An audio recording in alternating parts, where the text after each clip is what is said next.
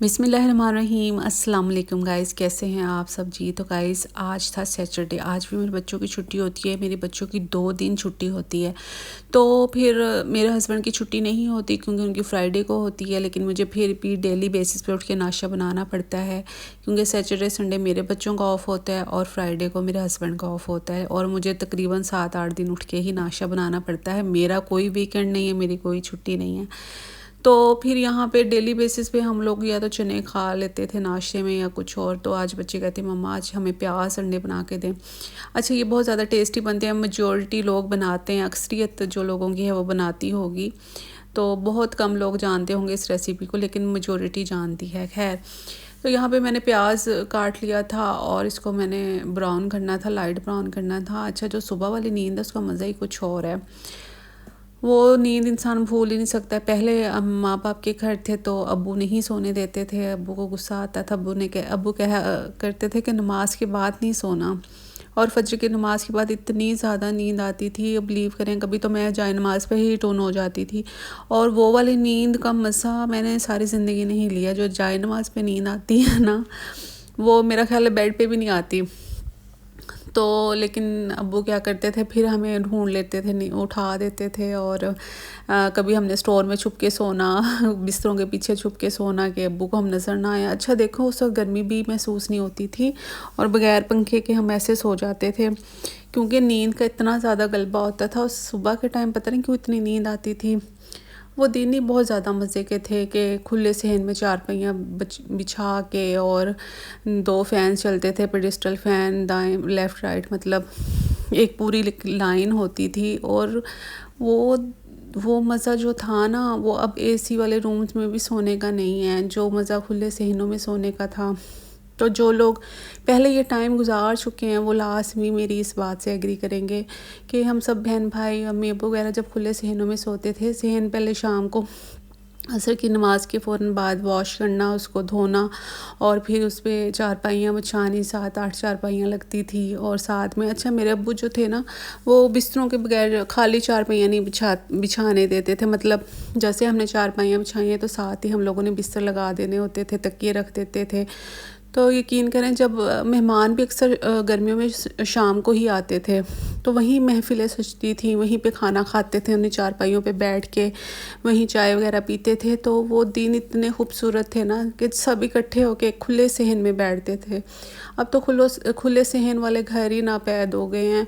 मतलब अब नक्शों के साथ घर बनना शुरू हो गए हैं। अब वो खुला सहन इंसान बस सोच ही सकता है। जिन्होंने खुले सहनों में टाइम गुजारा है ना, तो वही उसकी कदर कीमत जानते हैं। बिलीव करें, वो जो मज़ा उन दिनों में आता था ना, वो इन बंद घरों में या बगैर सहन वाले घरों में बिल्कुल भी नहीं आता। हमारा घर माशाल्लाह काफ़ी खुला बड़ा था, सामने कमरे थे और इस तरह उस बहुत खुला सारा बड़ा सारा सहन था। तो हमने बहुत अच्छा टाइम एक स्पेंड किया है। और समटाइम्स ऐसा भी होता था, हम टीवी ट्रॉली बाहर खींच लेते थे, मतलब और सहन में यानी कि रख लेते थे, तो वो टीवी भी देखा करते थे वहीं बैठ के ना। तो अक्सर जिन्होंने ये टाइम स्पेंड किया है या जो मेरी एज के लोग होंगे उनको ये सारे मंज़र याद होंगे जिन्होंने ये टाइम गुजारा है। और मेरी बातों से यकीनन उनको वो टाइम याद आएगा। जिनको ये टाइम याद आए वो ज़रूर मुझे कमेंट करे, जिन्होंने ये ऐसा टाइम गुजारा है, इतना कीमती टाइम स्पेंड किया है, वो लास्ट में मुझे कमेंट में बताए कि हाँ हमारे घर भी ऐसा होता था। और यकीन करें, वो वाली शामें हम नहीं भूल सकते। और फिर जल्दी सुबह हो जाती थी और सूरज कितनी जल्दी निकल आता था गर्मियों में ना, फ़ौरन से 5:45 बजे ऐसे हमारे सहन में धूप आना शुरू हो जाती थी, मुझे अभी भी याद है। तो मेरे अब्बू अम्मी कहते थे कि ना धूप निकलने से पहले सारे काम कर लिया करो, लेकिन उस वक्त नींद इतनी आती थी ना। हम माशाल्लाह 6 बहनें, तो बाकी तो 2 बड़ी बहनों की शादियां हो गई थी, लेकिन बाकी हम 3 बड़ी थी फिर उनके बाद, क्योंकि 5 बहनें ऊपर नीचे यानी कि जैसे लाइन वाइज, उसके बाद 2 भाई, फिर सबसे छोटी सिस्टर थी।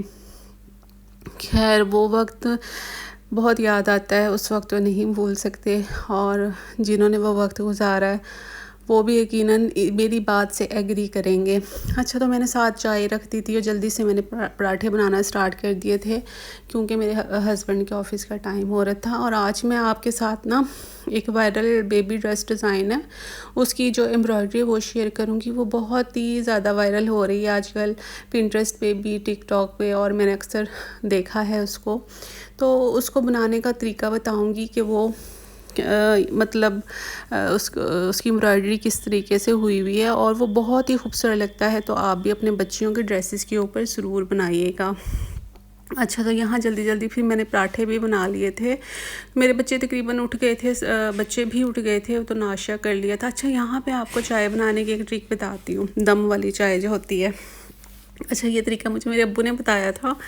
तो मेरे अब्बू कहते हैं जब चाय को एक बॉयल आ जाए ना, तो आपने उसके बाद पत्ती डालनी है और इसी टाइम पे आपने चीनी ऐड करनी है। पहले आपने चीनी नहीं डालनी, फिर आपने इसको दम पे लगा देना है। जब आप इस तरीके से चाय बनाएंगी, यानी कि पहले पत्ती डालेंगी, एक बॉयल आ जाए, उसके बाद पहले आपने कम डालनी है क्योंकि हमने दोबारा भी डालनी है। उसके बाद जब एक बॉयल आ जाए ना, आपने दोबारा पत्ती डालनी है और फिर इसको दम पे लगा देना है। इतनी मज़े की चाय बनती है ना, आप यकीनन मुझे याद करेंगी। अच्छा, ये वो वाला बेबी ड्रेस डिज़ाइन है जो बहुत ज़्यादा वायरल है और इसकी जो एम्ब्रॉयडरी हुई हुई है ना, तो वो सारा मेथड मैं आपको बताऊंगी ये किस तरीके से हुई हुई है। ये देखें, मैंने 4 लेयर्स में थ्रेड लिया है, एंकर थ्रेड है ये, यानी कि आपने 4 टाइम्स डबल करना है, तो 4 लेयर्स हो जानी चाहिए।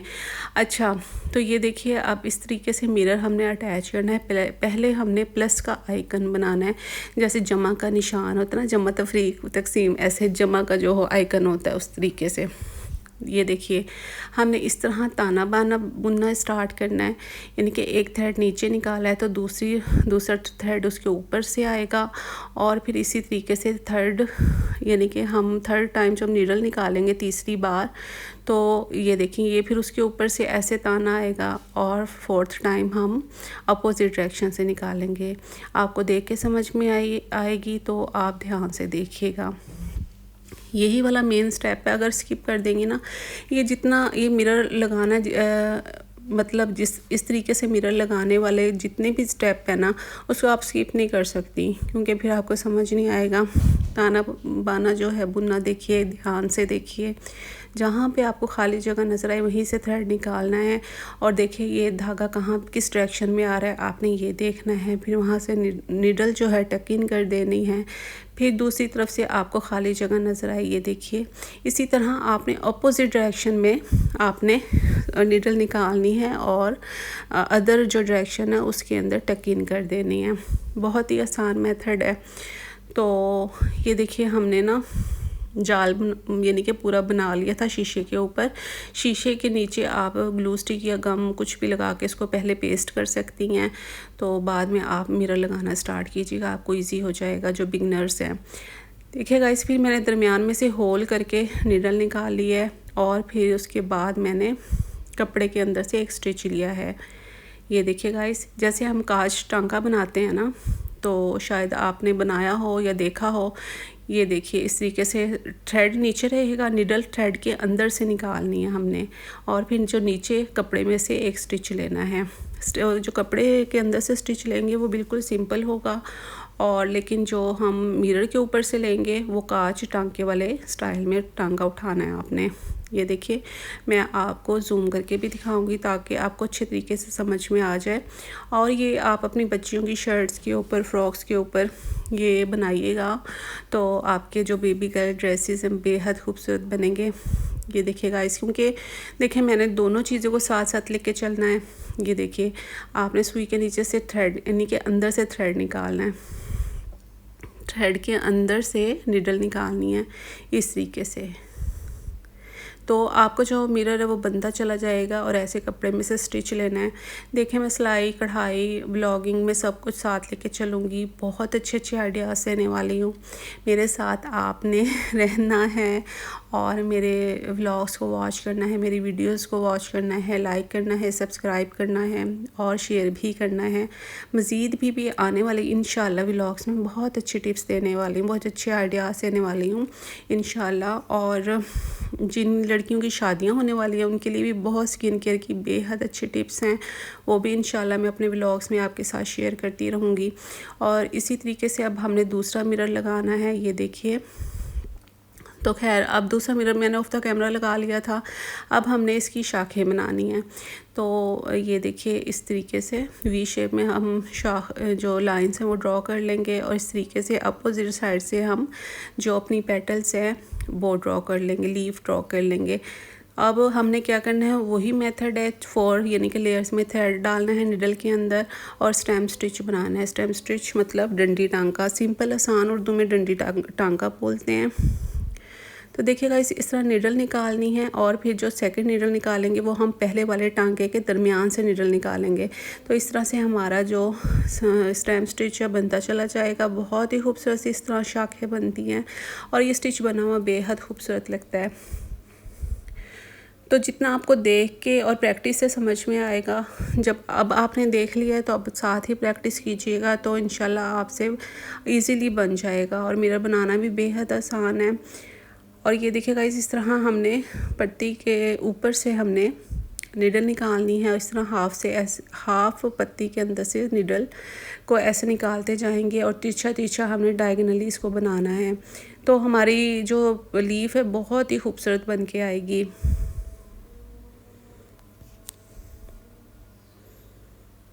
हमारी साइड पे अजानें हो रही थी।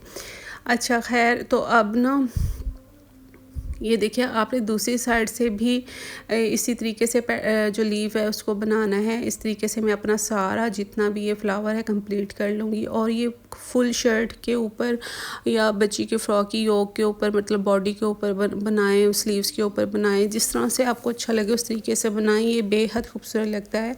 और मैं काफ़ी अर्से से सोच रही थी कि आप लोगों के साथ इसका मेथड शेयर करूं, तो आई होप सो आपको समझ में आ गया होगा। और अपना बहुत सारा ख्याल रखिएगा, मेरे चैनल को सब्सक्राइब, मेरी वीडियोस को लाइक ज़रूर कीजिएगा। देखिए गाइस ये इसका फाइनल लुक है। आप चाहे जोड़ के भी मिरर लगा सकती हैं, लेकिन मैंने थोड़ा फासले से लगाए थे तो लेकिन बहुत अच्छा लग रहा था।